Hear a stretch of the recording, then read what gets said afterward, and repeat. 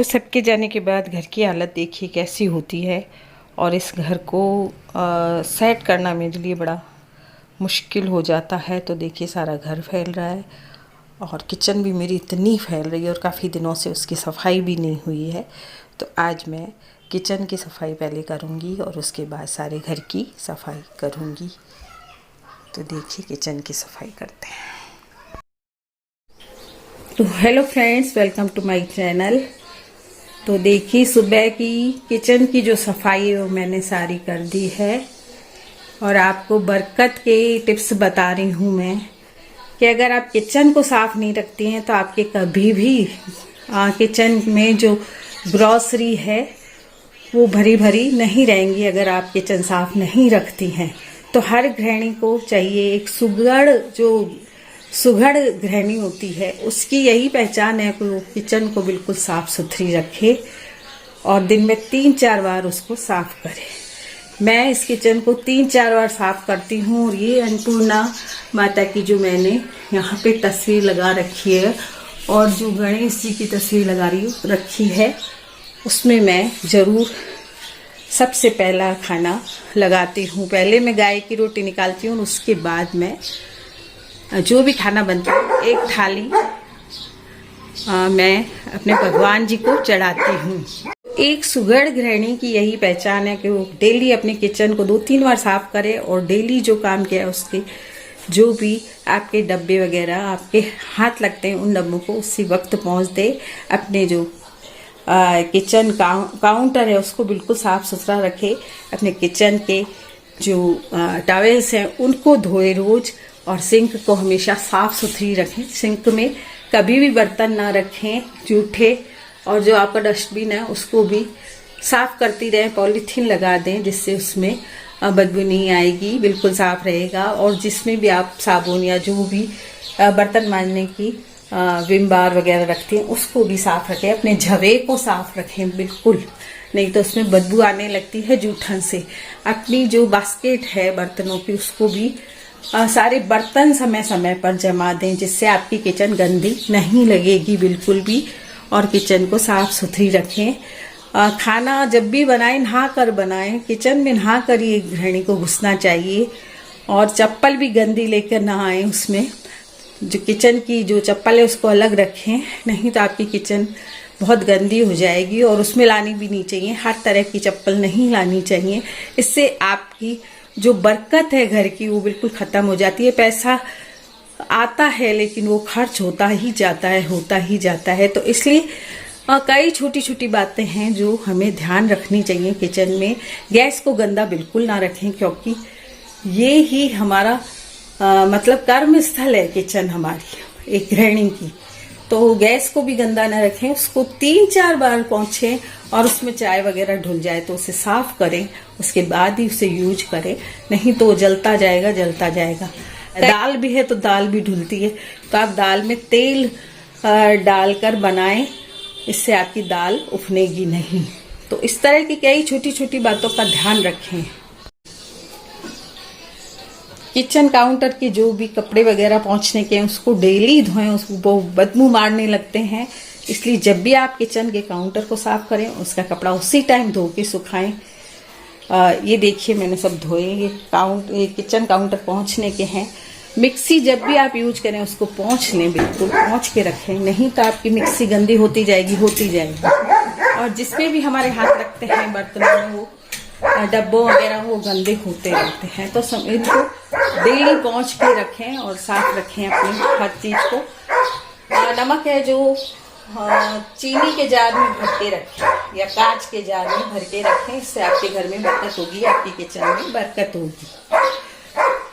तो अब करती हूँ मैं घर की सारी सफाई। अभी मुझे किचन की सफाई में 1 घंटा लग गया क्योंकि सारे बर्तन जमाए, मैंने सारे बर्तनों को साफ किया और गैस को साफ किया, इस काउंटर को साफ किया। इस तरह से इस चीज को भी डेली धोना चाहिए। मसालेदानी भी आपकी अगर खराब हो जाती है 2-3 दिन में इन चीजों को धोते रहना चाहिए। जैसे चाय चीनी के डब्बे, इनको भी धोते रहें। घी तेल के डब्बे जब आप घी तेल भरें उससे पहले धो लें तो आपके साफ सुथरे पड़े रहेंगे। तो इन चीजों का आप अगर ध्यान रखते हैं तो आपकी किचन में बहुत ज्यादा बरकत होगी। इस तरह देखिए मेरी किचन साफ हो गई है और अब मैं बनाऊंगी खाना। सुबह का पूरा घर फैला हुआ था, उसको मैंने साफ कर लिया है। ये देखिए साफ हो गया है सारा घर। और जब तक हम खुद अपने घर को साफ नहीं करते तब तक वो साफ सुथरा नहीं लगता है। ये किचन टॉवेल हैं जो मैं साफ करूंगी। अब धोऊंगी इनको, तो गर्म पानी में चढ़ा दिए मैंने इसको। और ये जो नींबू के छिलके हैं, अभी मैंने शिकंजी बनाई थी उसके बचे हुए नींबू के छिलके हैं, इनमें मैं उबाल लूंगी और इसमें डाल दूंगी मैं मीठा सोडा डाल दूंगी। इससे काफ़ी साफ हो जाएंगे। साथ में डिटर्जेंट पाउडर डाल दूंगी तो ये काफ़ी साफ हो जाएंगे, बिल्कुल नए की तरह हो जाते हैं। तो ये एक थैली मैं मंगवाती हूँ इसकी, जो किचन के जो टॉवेल होते हैं वो धोने के लिए। इससे मेरे काफ़ी अच्छे ये धुल जाते हैं बिल्कुल। तो इनको भी आप डेली अगर ना धोएं तो 1-2 दिन में तो धोएं, जिससे इनके जो सारे कीटाणु हैं वो मर जाएंगे और आपके किचन टॉवेल बिल्कुल साफ हो जाएंगे। तो इसमें मैंने डाल दिया है कपड़े धोने वाला सर्फ। और ये इनो की शीशी में मैं भर के रखती हूँ। मीठा सोडा है, इसको भी मैंने 1 चम्मच डाल दिया। और नींबू के छिलके हैं, जो भी आप नींबू शिकंजी बनाती हैं या किसी भी चीज़ में यूज करती हैं, नींबू उसके छिलके बच जाते हैं, उनको फेंके नहीं है और इस तरह से काम ले लें। और ये बन रही है एमी की खिचड़ी। और जो हमारे ऊपर डॉग रहता है, हॉस्टल है हमारे यहाँ, आपको मालूम होगा, उसकी भी खिचड़ी बन रही है। साथ में खिचड़ी बना देती हूँ, दलिया खिचड़ी बना रही हूँ। दोनों डॉग को पसंद आई, मेरी एमी को भी और ऊपर वाले डॉग को भी। तो अब इसमें दही डाल के फिर मैं इनको खिला देती हूँ। बेटा आएगा तो ऊपर वाले डॉग को खिला देगा और नीचे वाली मेरी एमी मेरे से खा ही लेती है। इतनी देर में गर्म पानी हो गया, मैं गैस बंद कर देती हूँ। सुबह मैंने बनाई थी भरमा मिर्च और चने की सब्जी भी पड़ी है, खराब नहीं होती है। कल हम लोगों ने नहीं खाई थी व्रत की वजह से, तो आज हम लोग खाएंगे इसको। और ये पड़े हैं बनाए हुए मेरे लच्छे पराठे हैं, जिस नमक मिर्च के लच्छे पराठे। तो अब मैं बना रही हूँ हमारे लिए भी खिचड़ी। तो खिचड़ी मैंने भिगो रखी है और हरी दाल की खिचड़ी बना रही हूँ मैं, हरी मूंग की दाल की।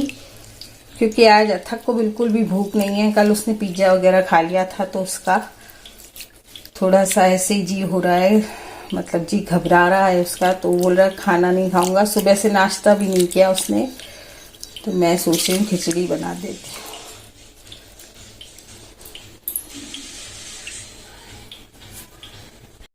ये देखिए सूखने के बाद ये कितने साफ हो गए हैं, बिल्कुल नए जैसे लग रहे हैं। तो इन्हें धूप में जरूर सुखाएं, जिससे इनके कीटाणु हैं वो सारे मर जाएंगे। Hello friends, welcome to my channel. कैसे हैं आप सब लोग?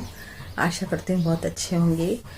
तो मुझे कमेंट्स आया था कि किचन में बरकत कैसे हो, तो जो मैंने आपको वीडियो के बीच में दिखाया कि किचन में बरकत हम कैसे कर सकते हैं, वही रूल्स आप अगर फॉलो करेंगी तो आपकी किचन में बहुत बरकत रहेगी। हमने अपने बड़ों से सीखा था।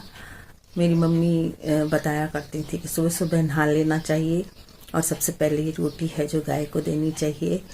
और जो भी हम जिस भी भगवान को मानते हैं उन भगवान को हमको पहली थाली चढ़ा देनी चाहिए और सफाई सबसे ज़्यादा रखनी चाहिए। मम्मी तो हमेशा यही कहा करती थी कि सफाई सबसे ज़्यादा रखनी चाहिए।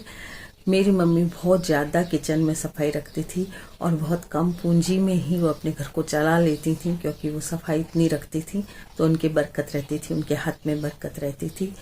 और किचन में वो सबसे ज़्यादा टाइम लगाती थी, कोई 1 से 1.5 घंटा उनके लगता था काम मतलब खाना बन जाता, उसके बाद वो 1-1.5 घंटे किचन को पूरी पहुंचती रहती थी। पूरे बर्तन पहुंचने, डब्बे पहुंचने, जिन भी डब्बों में हाथ लगा है वो पहुंचने, बर्तनों को साफ करना, और जो किचन के टॉवेल्स हैं उनको धोना, ये चीज़ें वो बहुत करती थी। तो वही चीज़ मैं बस देखती थी, उस वक्त देखती थी और उस वक्त नहीं सोचती थी कि कभी मैं भी करूँगी अपनी गृहस्थी में। लेकिन जो मैंने उनसे सीखा वो फॉलो किया और मैं बहुत सुखी रही जीवन में, कभी कोई कमी नहीं आई, क्योंकि मैंने भी वो सब किया जो मम्मी किया करती थी। तो हर बेटी अपनी माँ से ही सीखती है कोई काम। तो बस ये है कि किचन की सफाई रखें, रात के बर्तन ना छोड़ें बिल्कुल भी, और गाय को रोटी, पहली रोटी गाय को दें, भगवान को चढ़ाएं पहली थाली, और सफाई का पूरा ध्यान रखें। किचन के टॉवेल्स वगैरह बिल्कुल साफ रखें और जो हमारा किचन काउंटर है उसको भी बहुत साफ रखें। मम्मी की आदत थी कि गैस पे आ चुके थे उन दिनों में जब मेरी शादी होने वाली थी, तो गैस आ चुके थे चूल्हे, तो चूल्हे को बिल्कुल साफ करके और रोटी बनाती थी। परेथन बिल्कुल भी नहीं गिरने देती थी और जितनी रोटी सेकती एक एक रोटी के साथ वो अपने गैस के चूल्हे को साफ करती जाती थी। तो बस वही आदत मेरी है कि मुझे सफाई में काम करना अच्छा लगता है और मैं बिल्कुल साफ रखती हूँ अपनी किचन को। इसी तरह आप भी साफ रखिए किचन को और ऐसे नियम अपनाइए सफाई के, और तो फिर आपकी किचन में अपने आप ही बरकत रहेगी। और पूरे घर को भी साफ रखिए तो आपके पूरे ही, यही जरूरी नहीं है कि किचन में भी बरकत रहे, आपके पैसों में बरकत रहेगी, हमेशा ही बरकत रहेगी यदि आप सफाई से काम करती हैं। तो आज के ब्लॉग में इतना ही, मिलते हैं कल फिर एक नए वीडियो के साथ। ब्लॉग कैसा लगा जरूर बताइएगा।